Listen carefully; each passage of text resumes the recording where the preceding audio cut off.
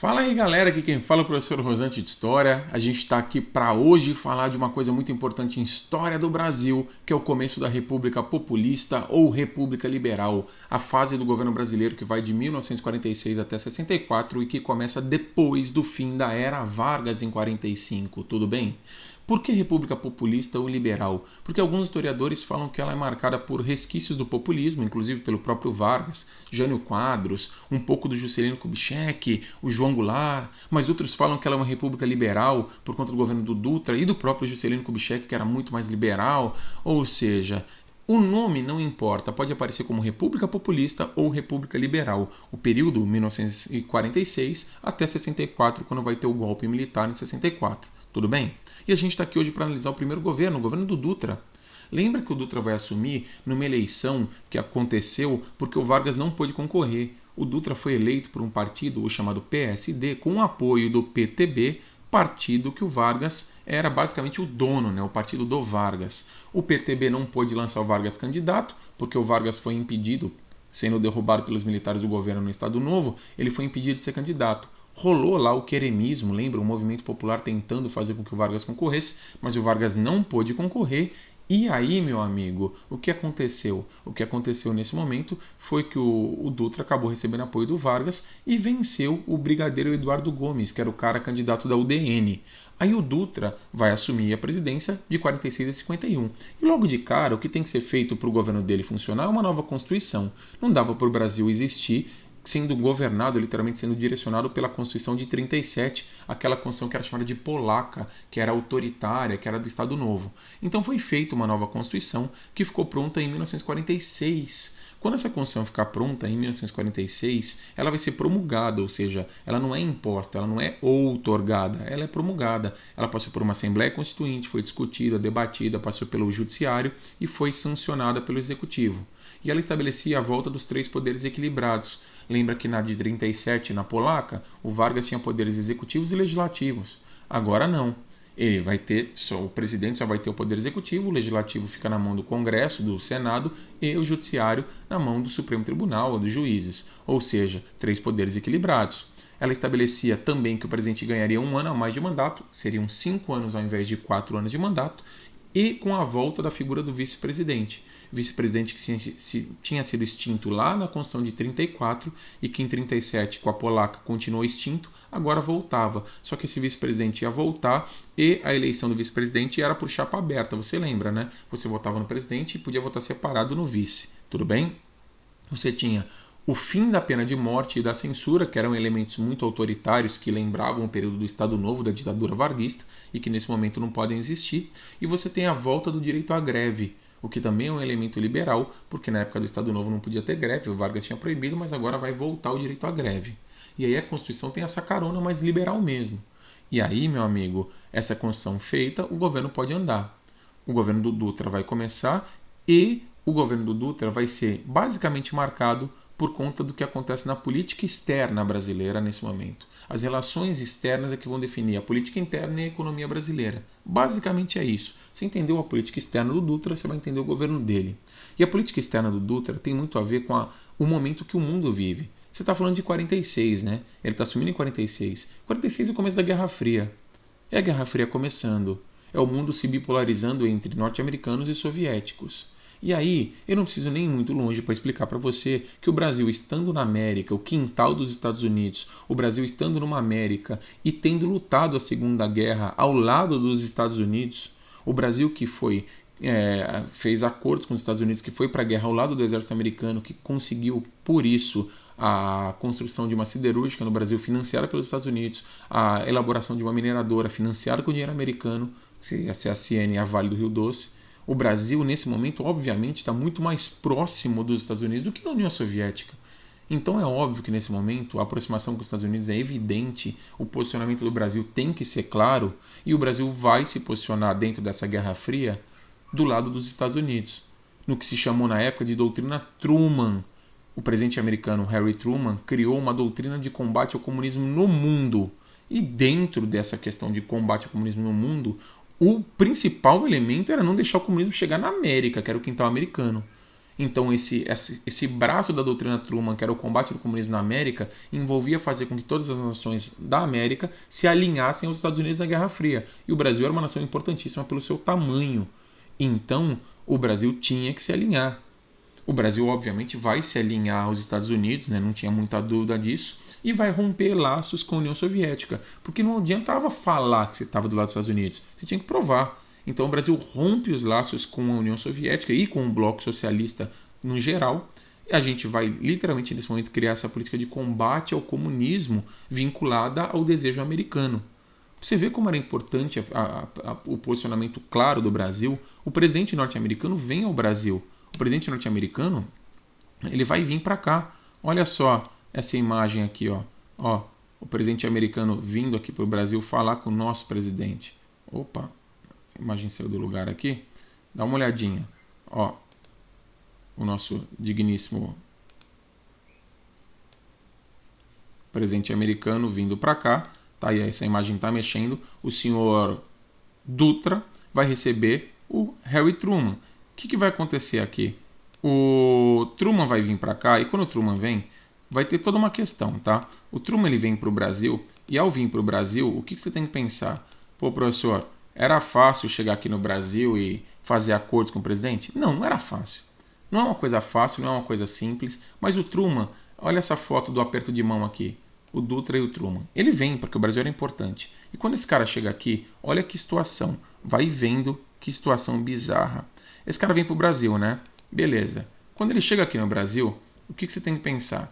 Ele chegou aqui. Só que chegar no Brasil e negociar com o Brasil são coisas diferentes. Quando ele chega aqui e vai vir negociar com o governo brasileiro, ele encontra um presidente que é completamente despreparado. O Dutra era um dos caras mais despreparados para governar um país que já chegaram ao poder no Brasil. E olha que a gente tem fortes candidatos que chegam ao poder que a gente não sabe como. Mas esse cara era muito mal preparado. E ele, além de mal preparado, ele não sabia falar inglês. Isso não tem nada a ver com preparo político, tá? Ele não sabia falar inglês. E aí quando ele foi receber o Truman, a diplomacia brasileira falou assim, você vai receber o cara, e aí você vai receber ele e assim, ó, na boa, repete o que ele fala pra você, que é só aquele momento inicial dos cumprimentos. Aí você repete o que ele fala pra você e depois, meu amigo, não se preocupa que a gente assume ali. Ele falou, tá bom. E aí foi o que aconteceu. Ele foi receber lá o Truman, e aí o Truman chegou pra ele e perguntou, oh, how do you do, Dutra? Meu, e aí, como você tá, Dutra? Seria hoje, vai, numa linguagem mais moderna das ruas aí, what's up, man? What's up, Dutra? Ou seja, e aí, o que passa? Como é que tá? A ideia era essa, né? E aí o Dutra respondeu para ele, essa frase está em amarelo aí em cima da minha cabeça. How true you true, Truman. Eu não sei se ele pensou que o Dutra pensou que o Truman estava falando assim, how do you do, Dutra? Olha, fez uma riminha com o meu nome, vou responder. How true you true, Truman. Pelo amor de Deus, né, cara? Se o presidente do Brasil faz um negócio desse, isso é motivo de vergonha. O Truman, se eu sou o Truman, mano, eu volto pro avião e vou embora. Se vocês são governados por esse cara, vocês estão perdidos. Óbvio que os Estados Unidos vai fazer o que ele quiser no Brasil. Inclusive o Dutra depois vai querer retribuir a visita nos Estados Unidos. E aí tem essa imagem aí com a margem amarela, tá vendo, com a borda amarela? Que são soldados americanos ali, marinheiros americanos, do lado de um poste com uma placa, Welcome President Dutra. Porque quando o Dutra foi para lá, não tinha recepção para ele. Claro, ninguém queria saber do presidente brasileiro nos Estados Unidos. Ele não tinha importância nenhuma para o povo americano. Quando o Truman veio para cá, todo o Brasil parou para receber ele. Aí o Truman fez o quê? Ele pegou os marinheiros que estavam na reserva, que não estavam fazendo nada, que estavam de folga, e botou nas ruas do lado dessas placas para ficar acenando para o Dutra. Aí você entende como o Brasil, na verdade, era pouco relevante para a política na América e para o povo americano. Mas como o Truman era um cara inteligente, sabia cativar os vizinhos aí. O Truman vai vir ao Brasil e vai fazer o Brasil se alinhar aos Estados Unidos. E o reflexo disso vai se dar na política interna e na economia do Brasil. Política interna, tá? O PCB, o Partido Comunista Brasileiro, vai ser cassado. O Partido Comunista Brasileiro voltou a existir na redemocratização ali no fim do Estado Novo com Vargas e já vai ser cassado aqui.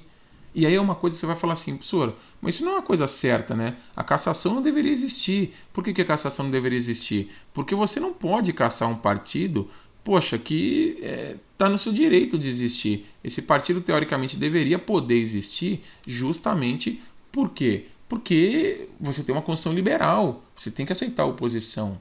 Só que a gente não pode se alinhar aos Estados Unidos na Guerra Fria para receber dinheiro dos caras e ter partido comunista no Brasil. Um partido comunista que era vinculado à União Soviética que a gente rompeu laços. Então o PCB vai ser literalmente caçado. Os políticos do PCB que estavam eleitos, com um monte de pretextos, os caras foram caçando um a um até que todos perderam seu mandato ou trocaram de partido. E aí o PCB, como diz a manchete do jornal aqui acima, ó, fechado o Partido Comunista.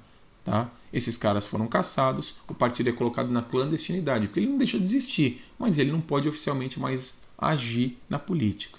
Tudo bem? Esse é o reflexo na política interna da política externa que o Brasil estabelece nesse momento com os Estados Unidos. Ou seja, o reflexo de se alinhar à Guerra Fria com os Estados Unidos tem um reflexo interno na política, que é a cassação do PCB. Ok? Economicamente, você também vai ter um reflexo. O Brasil, cara, e todo o país da América vai entender o seguinte: como é que você faz para ganhar dinheiro dos Estados Unidos? Nesse momento é muito fácil. Por que é fácil? Porque a ideia é combater o comunismo, não é? Ótimo. Combate ao comunismo. Tudo bem. Então vamos lá.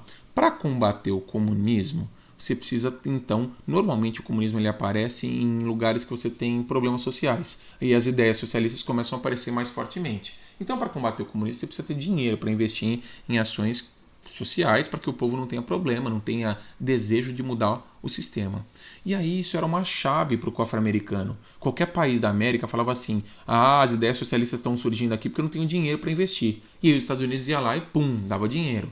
Então os Estados Unidos sabia da importância do Brasil, do peso do Brasil na América. Os Estados Unidos vai mandar para cá um economista chamado John Abink. Esse John Abink vai chefiar o que ficou conhecido no Brasil como Missão Abink, em 1948. Essa missão Abink servia literalmente para rodar o Brasil. Foi uma comissão de estudos econômicos. O Abink vai ter a companhia de um economista brasileiro, tá? O Otávio Bulhões, e esses caras vão rodar o Brasil ali para entender quais os fatores que atrapalhavam o desenvolvimento industrial brasileiro e quais os fatores que poderiam impulsionar esse desenvolvimento. Ou seja, eles vão examinar os pontos que seriam favoráveis, que o Brasil poderia aproveitar, e os pontos que atrapalhavam, que o Brasil tinha que tirar do caminho. Essa missão Abink vai fazer um estudo sério e vai produzir um relatório que vai ficar pronto em 1949, colocando ali o que atrapalhava e o que poderia ajudar o Brasil no desenvolvimento industrial e na solidificação da indústria nacional. Só que esse relatório fica pronto em 49, o governo do Dutra acaba em 51. O presidente tomava posse no final de janeiro. Por isso que o governo dele vai de 46 a 51. Porque você fala, professor, não eram 5 anos? 46, 47, 48, 49, 50, 51 dá 6. Eu falei, não, porque ele assume em janeiro, no final de janeiro de 46 e vai até o final de janeiro de 51. Se você for contar, esse mês que ele governa em 51 é só um mês para compensar o mês que ele perdeu em 46. Então dá 60 meses, 5 anos, tá?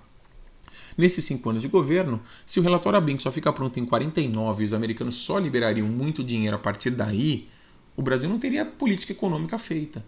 E o Dutra precisava fazer alguma coisa. Então o governo brasileiro criou o Plano SALT. O Plano SALT foi um plano criado para tentar desenvolver setores que o governo julgavam estratégicos. E o Plano SALT era um anagrama, na verdade, SALT era um anagrama para saúde, alimentação, transporte e energia.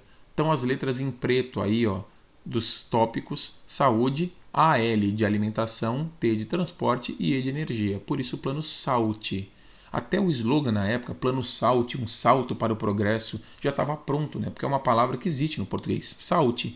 Então saltar é progredir, é ir para o futuro. Então beleza, o Plano SALT vai rolar. E aí vamos ser sinceros, o governo vai desenvolver muito esforço no T e no E, que é transporte e energia, que é onde você tem realmente retorno para o governo, você vai criar uma base para o governo. O governo vai investir muito pouco em saúde e alimentação, porque saúde e alimentação é gasto. Gasto que não tem retorno, que cuida do social, mas não tem retorno para o governo. Então, meu amigo, o governo queria consolidar a indústria de base e para isso ele precisa de infraestrutura. Saúde e alimentação são tópicos que você vai trabalhar ali como paliativos. Tanto que quem não gostava do governo Dutra, a oposição vai falar que o governo dele foi um governo sem sal. Por que sem sal? Porque houve pouquíssimo investimento em saúde e alimentação. Em saúde, o que o governo Dutra fez foi construir o hospital. Ah, professor, mas isso é importante. Claro que é importante, mas não é uma política pública de saúde. Construção de hospital é mais que obrigação. Você não está fazendo uma política pública de saúde. Ou seja, aí você tem um problema. Essa ideia de Construir hospital é básico, cara. Você não está fazendo nada maior para a saúde. A alimentação, então, foi pior. O governo criou, na verdade, uma comissão para tentar evitar a alta dos preços dos alimentos básicos, ali, de uma cesta básica, vamos colocar assim. O governo tentava criar, então, um bloqueio para evitar que o alimento básico ficasse muito caro e a população mais pobre não tivesse acesso a ele. Mas você também não cria uma política de aquisição de alimentos ou de fim da miséria, de combate à miséria e à fome. Não houve isso. Por isso que saúde e alimentação ficam negligenciados. O que o governo realmente vai investir é transporte e energia. No setor do transporte, o governo tinha proposto investir em hidrovias, ferrovias e rodovias. Mas no fundo, meu amigo, hidrovia e ferrovia, pode esquecer. O Brasil até faz um pouco aqui, um pouco ali, mas é muito pouco. A ferrovia brasileira sempre foi negligenciada, porque fazer ferrovia demora, custa muito caro. Só que com o passar do tempo ela se paga, porque a manutenção é barata. O Brasil queria o projeto rápido, então rodovia. E aí ele fez 2 rodovias importantes, a Rio-Bahia e a Rio-São Paulo. Ele falava que era improvável de um país crescer onde o eixo econômico, no caso São Paulo, não tivesse uma estrada, uma ligação decente com o eixo político, que no caso era o Rio de Janeiro. Então o país, para crescer, precisava ter uma estrada decente entre Rio e São Paulo. E ele vai literalmente duplicar a rodovia Rio-São Paulo em todos os seus trechos, indo e vindo, fazendo então via dupla para ir, via dupla para vir, criando uma estrada com uma rodagem muito melhor e um trajeto, um traçado muito mais claro, muito mais lógico, menos acidentado, menos duro de se fazer. O tempo de viagem de São Paulo para o Rio diminui muito por conta disso. Não à toa essa rodovia hoje é chamada de Via Dutra, em homenagem a ele. Tudo bem? Aí é o que ele faz no transporte, só que ele negligencia os outros setores de transporte e ele ajuda a enterrar um pouco mais a ferrovia. Tudo bem? E em energia, ele vai construir a usina hidrelétrica de Paulo Afonso, no Rio São Francisco, lá na Bahia. E aí ele faz uma usina hidrelétrica que desde a época do Vargas já devia ter saído. O Vargas, quando foi negociar lá para entrar na guerra, ele tentou conseguir uma hidrelétrica também. É que ele não conseguiu. Isso é importantíssimo para você desenvolver indústria. Energia. Você precisa gerar energia, senão a indústria não cresce. E aí essa usina foi importante. Paulo Afonso é importante. Quando ele constrói, tudo bem. Só que é uma usina hidrelétrica ali, você precisava de várias, de outras, e você precisava também dinamizar a geração de energia ou o potencial energético do Brasil. E aí ele criou um estudo para saber se o Brasil era potencialmente um país que tinha capacidade de viver à base do petróleo, ou seja, ele criou um estudo de prospecção para saber se o Brasil tinha petróleo em larga escala para poder usar e sustentar o país com esse petróleo. Só que ele não tinha dinheiro para fazer esse estudo. Então ele fez acordo com empresas estrangeiras para que essas empresas viessem para o Brasil prospectar o petróleo, procurar. E aí o acordo era assim: se não achasse petróleo, prejuízo da empresa, azar da empresa que procurou e não achou. Se achasse petróleo, a exploração desse petróleo ia ser feita meio a meio. Metade do lucro ficava com a empresa, metade do lucro ficava com o governo brasileiro. O que fez com que aparecesse no Brasil uma oposição muito grande a esse programa, que falava que o Brasil estava entregando suas riquezas naturais ao capital estrangeiro. E aí se criou um slogan contra esse projeto do Dutra, que foi "O petróleo é nosso". Slogan esse que depois vai ser usado pelo próximo presidente do Brasil, Getúlio Vargas, para nacionalizar a exploração do petróleo. Porque já tinha gente contra isso, falando que o Brasil estava entregando recursos muito valiosos de mão beijada. Tá aí. Era esse discurso. Essas empresas vieram e prospectaram petróleo, inclusive vão achar petróleo, só não vão ter tempo de explorar. E aí o que vai acontecer eu te explico quando eu for falar do Vargas. O Plano Salt então deu certo? Apesar de algum investimento mais sólido no transporte e energia, negligenciou saúde e alimentação. E teve 2 efeitos. O primeiro efeito, praticamente ele foi um fracasso. Por quê? Porque ele foi abandonado em 1951 justamente porque ele não alcançou o que ele dizia que ele ia alcançar. Então as metas propostas pelo Plano Salt estavam muito distantes. E ele acabou sendo abandonado. Não ia dar para chegar no que as metas tinham estabelecido. Então esquece. Ele foi abandonado. Segundo, que ele vai gerar uma inflação violenta no Brasil, porque quando o governo emitiu moeda, essa emissão de moeda para fazer essas obras públicas antes do dinheiro americano chegar, obviamente faz com que o mercado sinta esse aquecimento da economia com mais dinheiro circulando e os preços aumentam. Para piorar, a nossa moeda desvaloriza, porque quanto mais moeda circulando, ela cai um pouco o valor. E aí você vai ter um processo inflacionário que depois não tem mais controle.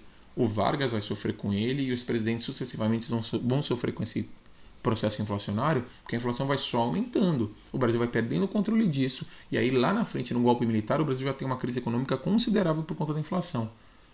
Ou seja, o Plano Saúde foi um fracasso, o governo não teve sucesso, mesmo investindo em setores estratégicos de transporte e energia, a solidez do plano não existiu. E aí o governo do Dutra termina muito impopular. Tanto que na hora de transitar o poder, o Vargas tinha apoiado o Dutra, só que agora, tecnicamente, o Dutra deveria retribuir o apoio. E o Vargas nem queria. O Dutra estava tão impopular que o Vargas vai falar assim, ó, não precisa me apoiar não, deixa que eu vou sozinho. Ele vai se lançar candidato à presidência pelo PTB, o Partido Trabalhista Brasileiro, e o grande rival dele vai ser de novo o brigadeiro Eduardo Gomes, o cara que já tinha perdido para o Dutra, agora vai querer ganhar do Vargas. Se o cara tinha perdido para o Dutra, que foi apoiado pelo Vargas, imagina para o próprio Vargas, que era o grande pai dos pobres e que o povo clamava a volta dele.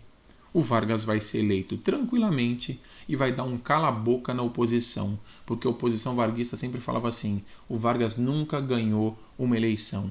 Em 30 ele deu um golpe, em 34 ele foi eleito indiretamente pelo Congresso, e em 37 ele deu um autogolpe decretando a ditadura do Estado Novo. Ele nunca foi eleito pelo povo. Agora esse discurso acabou. O Vargas vai ser eleito pelo povo e vai voltar para o poder. Só que ele volta para o poder num período mundial diferente. A Guerra Fria está rolando. O Vargas governa de forma nacionalista. Se o estilo varguista de governar vai se encaixar com essa Guerra Fria, isso é o que a gente vai ver na nossa próxima aula, no nosso próximo encontro, belezinha? Espero ter sido claro com vocês. Um grande abraço. Até mais.